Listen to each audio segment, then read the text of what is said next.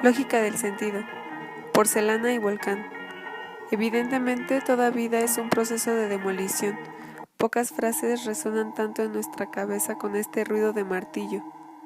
Pocos textos tienen este irremediable carácter de obra maestra y de imponer silencio, de forzar un asentamiento aterrado, como la novela corta de Fitzgerald. Toda la obra de Fitzgerald es un único desarrollo de esta proposición, y sobre todo de su es evidente. Un hombre y una mujer, unas parejas. ¿Por qué unas parejas? Sino porque se trata ya de un movimiento, de un proceso definido como el de la diada, que lo tienen todo para ser felices, como suele decirse, bellos, encantadores, ricos, superficiales y llenos de talento. Y luego algo sucede que hace que se rompan, exactamente como un plato o un vaso, terrible mano a mano de la esquizofrénica y el alcohólico, a menos que la muerte no se los lleve a los dos. ¿Acaso es esto la famosa autodestrucción? ¿Qué pasó exactamente? No intentaron nada especial que estuviera por encima de sus fuerzas y sin embargo se despiertan como tras una batalla demasiado grande para ellos. El cuerpo roto, los músculos agarrotados, el alma muerta. Tenía la impresión de estar de pie en el crepúsculo en un campo de tiro abandonado con un fusil vacío en la mano y las dianas derribadas. Ningún problema que resolver, simplemente el silencio y el solo ruido de mi respiración. La inmolación de mí mismo era un cohete sombrío y mojado. Por supuesto que sucedieron muchas cosas, tanto en el exterior como en el interior. La guerra, la quiebra financiera, un cierto envejecimiento, la depresión, la enfermedad, la pérdida del talento. Pero todos estos accidentes ruidosos ya produjeron sus efectos en su momento, y no serían suficientes por sí mismos si no socavaran, si no profundizaran algo de toda otra naturaleza, y que por el contrario no ha sido puesto de manifiesto por ellos sino a distancia y cuando ya es demasiado tarde, la grieta silenciosa. ¿Por qué hemos perdido la paz, el amor, la salud, una cosa tras otra? Había una grieta silenciosa, imperceptible en la superficie, único acontecimiento de superficie como suspendido por sí mismo, planeado sobre sí, sobrevolado su propio campo. La verdadera diferencia no está entre lo interior y lo exterior. La grieta no es ni interior ni exterior, está en la frontera, insensible, incorporal, ideal. Con lo que sucede en el exterior y en el interior, tiene relaciones complejas de interferencia y cruce, de conjunción saltarina, un paso aquí, otro paso allí, a dos ritmos diferentes. Todo lo que ocurre de ruidoso ocurre en el borde de la grieta, y no existiría sin ella.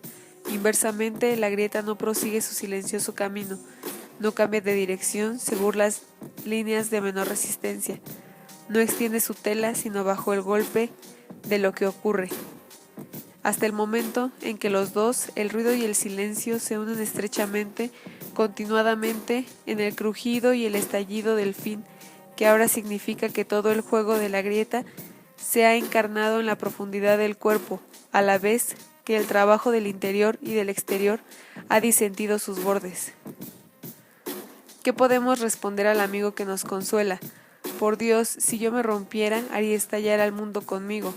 Veamos, el mundo no existe sino por el modo como se capta. Por ello, más vale decir que no es uno quien tiene la grieta, que es el gran cañón. Este consuelo a la americana, por proyección, no es bueno para los que saben que la grieta no es ni interior ni exterior y que su proyección al exterior señala tanto la proximidad del fin como la introyección más pura. Y si la grieta se convierte en la del gran cañón o la de un peñasco de Sierra Madre, si las imágenes cósmicas de barranca, montaña y volcán sustituyen a la porcelana íntima y familiar, ¿qué es lo que cambia? ¿Y cómo evitar el sentir una insoportable piedad por las piedras, una identificación petrificante? Como Lori le hace decir a su vez al miembro de otra pareja, admitiendo que si hubiera roto, no había ningún medio antes de que la desintegración fuera total, de salvar cuando menos las dos mitades disjuntas. Oh, pero ¿por qué? ¿Por qué fantástica taumaturgia geológica? ¿No se podían soldar otra vez estos fragmentos? Y Bon ardía en deseos de curar la roca desgarrada. Con un esfuerzo superior a su naturaleza de piedra, se acercaba al otro, se derramaba en plegarias, en lágrimas apasionadas, ofrecía todo su perdón, el otro permanecía impasible. Todo esto está muy bien, decía, pero sucede que es por tu culpa y en cuanto a mí prefiero desintegrarme a mis anchas. Por más estrecha que sea su conjunción, ahí hay dos elementos, dos procesos que difieren por naturaleza. La grieta que alarga su línea recta incorporal y silenciosa en la superficie, y los cuerpos exteriores o los ruidosos empujones internos que la hacen desviarse, profundizarse, y la inscriben o la efectúan en el esplendor del cuerpo, como los dos aspectos de la muerte que Blanchot distinguía hace un momento. La muerte como acontecimiento, inseparable del pasado y del futuro en los que se divide, nunca presente. La muerte impersonal, que es lo inaprehensible, lo que no puedo captar, que no está ligado a mí por ninguna relación, de ninguna clase, que nunca sucede, hacia la que no me dirijo. Y la muerte personal que sucede y se efectúan en el más duro presente, que tiene como horizonte extremo la libertad de morir y el poder de arriesgarse mortalmente. Se pueden señalar varias maneras muy diversas de conjunción entre los dos procesos: el suicidio, la locura, el uso de drogas o el alcohol. Tal vez estos dos últimos medios sean los más perfectos, por el tiempo que se toman en lugar de confundir las dos líneas en un punto fatal. Pero en todos los casos hay algo de ilusorio. Cuando Blanchot considera el suicidio como voluntad de hacer coincidir los dos rostros de la muerte, de prolongar la muerte impersonal por el acto más personal, muestra sin duda la inevitabilidad de este ajuste, de esta tentación de ajuste, pero también trata de definir su ilusión. Subsiste efectivamente toda la diferencia de naturaleza entre lo que se une o se prolonga estrechamente. Pero el problema no es este, para quien subsiste esta diferencia de naturaleza, sino para el pensador abstracto. Y respecto de este problema, ¿cómo no resultaría ridículo el pensador? Pongamos que los dos procesos difieren por naturaleza, pero ¿cómo hacer para que el uno no prolongue al otro, natural y necesariamente? ¿Cómo evitar que el trazado silencioso de la grieta incorporal en la superficie se convierta también en su profundización en el espesor de un cuerpo ruidoso? ¿Cómo evitar que el corte, la superficie, se convierta en una Spaltung profunda y el sinsentido de superficie en un sinsentido de las profundidades? Sin querer es querer el acontecimiento. ¿Cómo no querer también la plena efectuación en una mezcla corporal y bajo esta voluntad trágica que preside todas las ingestiones? Si el orden de la superficie está por sí mismo agrietado, ¿cómo no se habría de romper por sí mismo? ¿Y cómo evitar el precipitar su destrucción con el riesgo de perder todas las ventajas que le son propias, la organización del lenguaje y la misma vida? ¿Cómo no llegar a este punto en el que ya no se puede sino deletrear y gritar en una especie de profundidad esquizofrénica, pero no hablar en absoluto? Si existe una grieta en la superficie, ¿cómo evitar que la vida profunda se convierta en una empresa de demolición y que ello sea algo evidente? ¿Es posible mantener la insistencia de la grieta incorporal, evitando hacerla existir, encarnarla en la profundidad del cuerpo? Más exactamente, ¿es posible mantenerse en la contraefectuación de un acontecimiento, simple representación plana del actor o del bailarín, y a la vez guardarse de la plena efectuación que caracteriza a la víctima o al verdadero paciente? Todas estas preguntas acusan el ridículo del pensador. Sí, siempre, los dos aspectos, los dos procesos difieren por naturaleza, pero cuando Bosquet habla de la verdad eterna, de la herida, es el nombre de una herida personal abominable que lleva en su cuerpo. Cuando Fitzgerald o Lori hablan de esta grieta metafísica incorporal, cuando encuentran en ella a la vez el lugar, el obstáculo de su pensamiento, la fuente y la desecación de su pensamiento, el sentido y el sinsentido, es porque han efectuado la grieta en el cuerpo con todos los litros de alcohol que han bebido. Cuando Artaud habla de la erosión del pensamiento como de algo esencial y accidental a la vez, radical impotencia y sin embargo alto poder, es ya desde el fondo de la esquizofrenia. Cada uno arriesgaba algo, ha ido lo más lejos posible en este riesgo y extrae de ahí un derecho imprescriptible. ¿Qué le queda al pensador abstracto cuando da consejos de sensatez y distinción? Hablar siempre de la herida de Busquet, del alcoholismo de Fitzgerald y de Lori, de la locura de Nietzsche y de Artaud, permaneciendo en la orilla, convertirse en el profesional de estas habladurías, desear solamente que los que recibieron estos golpes no se hundan demasiado, hacer investigaciones y números especiales, o bien ir uno mismo para ver poquito, ser un poco alcohólico, un poco loco, un poco suicida, un poco guerrillero, lo justo para alargar la grieta, pero no demasiado para no profundizarla irremediablemente. Donde quiera que se mire, todo parece triste. En verdad, ¿cómo permanecer en la superficie sin quedarse en la orilla? ¿Cómo salvarse salvando la superficie y toda la organización de superficie, incluidos el lenguaje y la vida? ¿Cómo alcanzar esa política, esa guerrilla completa? Todavía cuántas lecciones por recibir del estoicismo. El alcoholismo no se presenta como la búsqueda de un placer, sino de un efecto. Este efecto consiste principalmente en lo siguiente: un extraordinario endurecimiento del presente. Se vive en dos tiempos a la vez, pero no al modo proustiano. El otro momento puede remitir tanto a proyectos como a recuerdos de la vida sobria. No por ello existe menos de todo otro modo, profundamente modificado, captado en este presente endurecido que lo rodea, como un tierno bubón en una carne endurecida.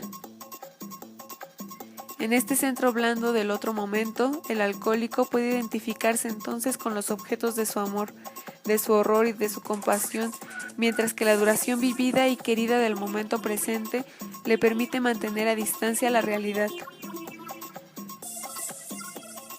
Y al alcohólico le gusta tanto esta rigidez que lo conquista como la dulzura que lo rodea y encubre.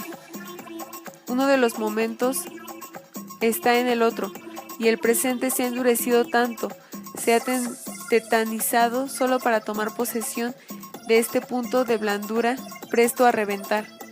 Los dos momentos simultáneos se componen extrañamente. El alcohólico no vive nada en el imperfecto o en el futuro, solo tiene pretérito perfecto, pero un pretérito perfecto muy especial.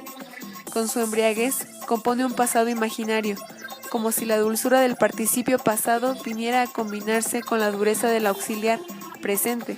He amado, he hecho, he visto. Esto es lo que expresa la copulación de los dos momentos, el modo como el alcohólico experimenta el uno en el otro gozando de una omnipotencia maníaca.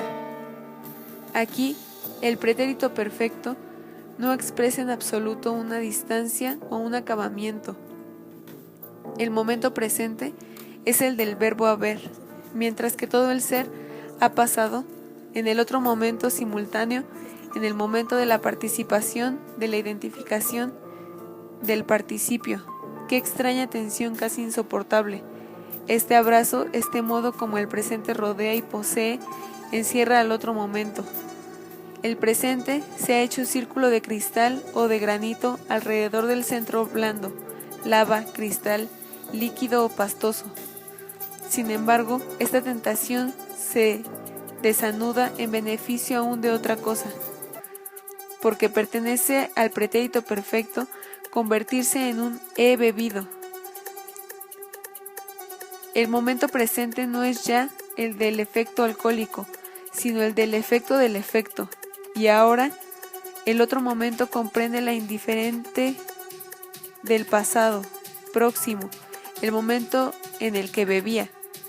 El sistema de las identificaciones imaginarias que este pasado próximo encubre y los elementos reales del pasado sobrio más o menos alejado. Con ello, el endurecimiento del presente ha cambiado completamente de sentido. El presente en su dureza se ha convertido en descolorido y sin dominio. ya no encierra nada, y distancia igualmente todos los aspectos del otro momento.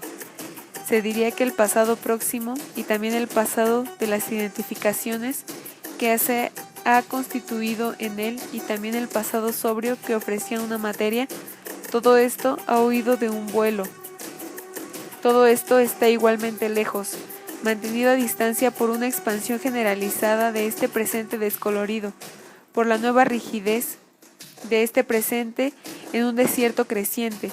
Los pretéritos perfectos del primer efecto son sustituidos por el solo he bebido. El segundo efecto, donde el auxiliar presenta y no expresa ya sino la distancia infinita de todo participio y de toda participación. El endurecimiento del presente, yo he, está ahora en relación con un efecto de fuga del pasado bebido. Todo culmina en un has been. Este efecto de fuga del pasado, esta pérdida del objeto en todos los sentidos, constituye el aspecto depresivo del alcoholismo, y este efecto de fuga es quizá lo que le da a la hora de Fitzgerald su mayor fuerza, lo que ha expresado más profundamente. Es curioso que Fitzgerald no presente o raramente a sus personajes bebiendo, buscando de beber. Fitzgerald no vive el alcoholismo bajo la forma de la carencia y la necesidad. Quizás sea pudor, o bien siempre pudo beber, o bien hay varias formas de alcoholismo, una vuelta hacia su pasado mismo más próximo. Lori, por el contrario. Pero cuando el alcoholismo se vive bajo esta forma aguda de necesidad, aparece una deformación no menos profunda del tiempo. Esta vez es todo el porvenir lo que es vivido como un futuro perfecto. También aquí, con una terrible precipitación de este futuro compuesto, un efecto del efecto que lleva hasta la muerte. Para los héroes de Fitzgerald, el alcoholismo es el proceso de demolición mismo, en tanto que determina el efecto de fuga del pasado, no solamente del pasado sobrio del que están separados. Dios mío, borracho durante 10 años, sino también del pasado próximo en el que acaban de beber y del pasado fantástico del primer efecto. Todo se ha convertido en igualmente lejano y determina la necesidad de volver a beber, o mejor, de haber vuelto a beber, para triunfar sobre este presente endurecido y descolorido que subsiste solo y significa la muerte. Por ello el alcoholismo es ejemplar, porque este efecto, alcohol, pueden producirlo a su modo muchos otros acontecimientos: la pérdida de dinero, la pérdida de amor, la pérdida del país natal, la pérdida del éxito. Se dan independientemente del alcohol y de modo exterior, pero se asemejan a los resultados del alcohol. El dinero, por ejemplo, es vivido por Fitzgerald como un he sido rico, que lo separa tanto del momento en el que aún no lo era, como del momento en que lo fue, y de las identificaciones con los verdaderos ricos, a las que se entregaba entonces. Tomemos la gran escena amorosa de Gatsby. En el momento en que ama y es amado, Gatsby, en su pasmosa sentimentalidad, se comporta como un hombre ebrio. Endurece este presente con todas sus fuerzas y quiere hacerle contener la más tierna identificación, la de un pretérito perfecto en el que habría sido amado por la misma mujer, absoluta, exclusivamente y sin compartirla, los 5 años de ausencia como los 10 años de embriaguez. En esta cima de identificación, de la que Fitzgerald decía equivale a la muerte de toda realización, Gatsby se rompe como un vaso, lo pierde todo, su amor próximo, su antiguo amor y su amor fantástico. Sin embargo, lo que confiere al alcoholismo un valor ejemplar entre todos estos acontecimientos del mismo tipo es que el alcohol es a la vez el amor y la pérdida de amor, el dinero y la pérdida de dinero, el país natal y su pérdida. Es a la vez el objeto, la pérdida del objeto y la ley de esta pérdida, en un proceso concertado de demolición, evidentemente. La cuestión de saber si la grieta puede evitar encarnarse, efectuarse en el cuerpo bajo esta u otra forma, no depende evidentemente de reglas generales. La grieta es solo una palabra hasta que el cuerpo no se ha comprometido con ella. hasta que el hígado, el cerebro, los órganos no presentan estas líneas en las que se lee el futuro y que profetizan por sí mismas. Si se pregunta por qué la salud no basta, por qué la grieta es deseable, quizá sea porque nunca se ha pensado sino por ella y sobre sus bordes, y que todo lo que fue bueno y grande en la humanidad entra y sale por ella, entre gentes prontas a destruirse a sí mismas, y que antes la muerte que la salud que se nos propone. ¿Hay acaso otra salud? Como un cuerpo que sobrevive lo más lejos posible a su propia cicatriz, como Lori, soñando con reescribir una grieta que acabara bien, no renunciando jamás a la idea de una reconquista vital.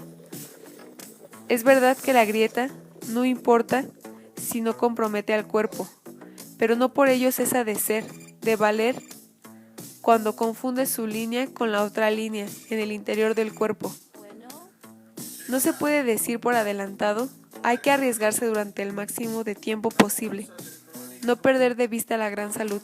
Solo se capta la verdad eterna del acontecimiento si el acontecimiento se inscribe también en la carne. Pero debemos doblar cada vez más esta efectuación dolorosa con una contraefectuación que la limite, la interprete, la transfigure. Hay que acompañarse a sí mismo, primero para sobrevivir cuando se muere. La contraefectuación no es nada. Es la del bufón cuando opera sola y pretende valer por lo que habría podido suceder. Pero ser el mismo de lo que sucede efectivamente, doblar la efectuación con una contraefectuación, la identificación como una distancia, como el actor verdadero o el bailarín, es dar a la verdad del acontecimiento la suerte única de no confundirse con su inevitable efectuación, a la grieta la suerte de sobrevolar su campo de superficie incorporal sin detenerse en el crujido de cada cuerpo, y a nosotros el ir más lejos de lo que creíamos poder. Tanto como el acontecimiento puro se aprisiona cada vez para siempre en su efectuación, la contraefectuación lo libera, siempre para otras veces.